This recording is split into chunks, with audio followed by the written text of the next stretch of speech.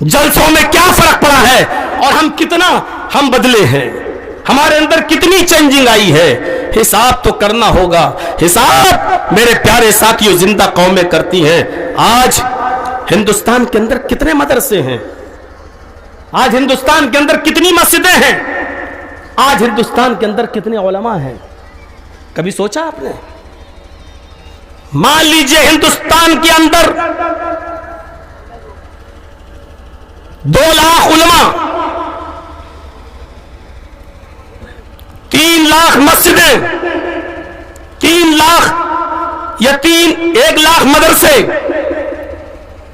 3 لاکھ مسجدیں. کم سے کم ایک تخمینہ میں نے آپ کے سامنے رکھ دیا ہے. 2 لاکھ علماء, 1 لاکھ مدرسے, 3 لاکھ مسجدیں. ایک تخمینہ, ایک اندازہ, اس سے زیادہ ہی ہے, یہ میں نے کم سے کم بتایا ہے. اور اس کے بعد ہماری مسجدوں میں نمازی کتنے؟ صرف 2%. جمعے میں دیکھ لو تو 5%. یہ 95% مسلمان کہاں ہے؟ عید اور بقرہ عید میں 10%. یہ 90% مسلمان کہاں ہے؟ حساب تو کرنا پڑے گا اپنے سماج کا, حساب تو کرنا پڑے گا اپنے آپ کا, حساب تو لینا پڑے گا آپ کو. حساب تو حضرت عمر کو بھی دینا پڑا تھا. جب منبر پر کھڑے ہوئے, اسی دن نیا کرتا پہنے ہوئے تھے, جیسے ہی خطبہ دینے کے لیے کھڑے ہوئے ایک نوجوان کھڑا ہو گیا اور کھڑا ہو کر کہنے لگا, عمر خطبہ نہیں دینے دوں گا, پہلے اس بات کا جواب دو, یہ نئی قمیص, یہ نیا کرتا تمہارے پاس کہاں سے آیا؟ حضرت عمر نے کہا کہ اس کا جواب میں نہیں دوں گا, میرا بیٹا دے گا. بیٹھ گئے. آئے میرے بیٹے, قسم ہے مجھے اپنے رب کی عزت و جلال کی, جب تک اس کو صفائی پیش نہیں کر دو گے تب تک میں خطبہ نہیں دوں گا. عمر فاروق کا بیٹا اٹھا اور کہتا ہے, آئے نوجوان, بیت المال میں جو چادریں آئی تھیں سب کے حصے میں ایک ایک چادر آئی. میرے باپ نے ایک چادر جو ان کو ملی تھی اسی کی قمیض, اسی کا کرتا بنا لیا اور پہن کر آ گئے. وہ نوجوان کہنے لگا, آئے عمر کے بیٹے, ایک ایک چادر تو سب کو ملی تھی, مجھے بھی ملی تھی. میں نے جب ٹیلر کے پاس جا کر اپنا ناپ دیا تو اس چادر میں میری قمیض تو بنی نہیں, میرا کرتا تو بنا نہیں. عمر تو ہم سے زیادہ موٹے تازے اور لمبے چوڑے ہیں, پھر ان کی قمیض کیسے بن گئی؟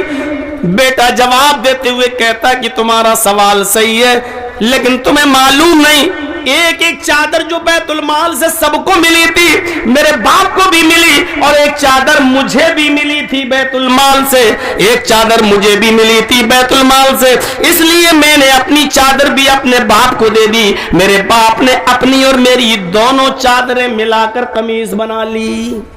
بیٹا تو اپنے باپ کو دے سکتا ہے, میں نے اپنی چادر دے دی. حضرت عمر فاروق رضی اللہ تعالیٰ عنہ سے سوال کرنے والا وہ نوجوان اٹھتا ہے اور کہنے لگتا ہے, امیر المومنین میں راضی ہو گیا, امیر المومنین میں خوش ہو گیا آپ کے جواب سے, اب آپ خطبہ دیجئے, میں مطمئن ہوں. حضرت عمر نے اس مسجد کے منبر پر کھڑے ہو کر یہ دعا کی تھی کہ اللہ ایسے نوجوانوں کی زندگی میں برکت دینا, جب تک ایسے نوجوان رہے حاکم وقت کبھی بھی بے ایمانی نہیں کر سکتا ہے, کبھی بھی امانت میں خیانت نہیں کر سکتا ہے. حساب تو دینا ہوگا, حساب تو دینا ہوگا, جرجیز کو بھی دینا ہوگا, ذمہ داروں کو بھی دینا ہوگا.